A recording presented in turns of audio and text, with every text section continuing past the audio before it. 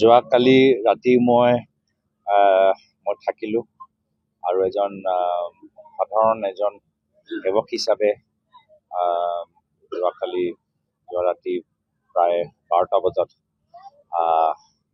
কীৰ্তনত মই ভাগ ল'বলৈ সক্ষম হ'লোঁ আৰু এইটোৱে মোৰ বাবে ডাঙৰ সৌভাগ্য যে ইমান মানুহৰ মাজত ময়ো এজন সেৱক হিচাপে ইয়াত আহিব পাৰিলোঁ আৰু মাত্ৰ আশা কৰোঁ যে যিসকলে ইয়াত আহিছে তেওঁলোকৰ মনৰ ইচ্ছা পূৰণ হওক, তেওঁলোকে সাহস পাওক, শক্তি পাওক আৰু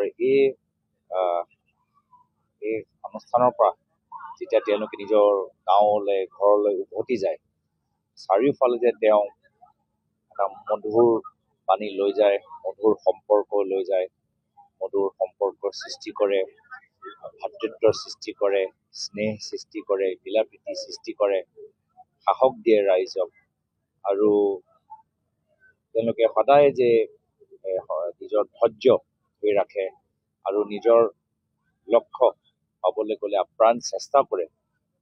এই যে ভাল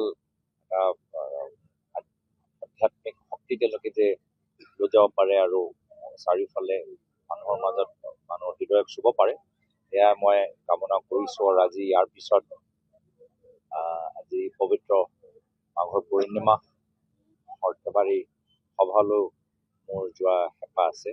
ইয়াৰ পৰা মই তালৈ যাম আৰু ইমান সুন্দৰকৈ আজি 12 দিনৰ পৰাই অনুষ্ঠান ইমান সুন্দৰকৈ আয়োজন কৰা গ'ল। এই ক্ষেত্ৰত সকলৰ আশীৰ্বাদ আছে, সকলৰ মৰম আছে, সকলৰ কষ্ট ইয়াত জড়িত হৈছে। খুব সুন্দৰকৈ যে সুন্দৰকৈ পাৰ হৈ গ'ল, মই তাৰ বাবে মই সন্তুষ্ট।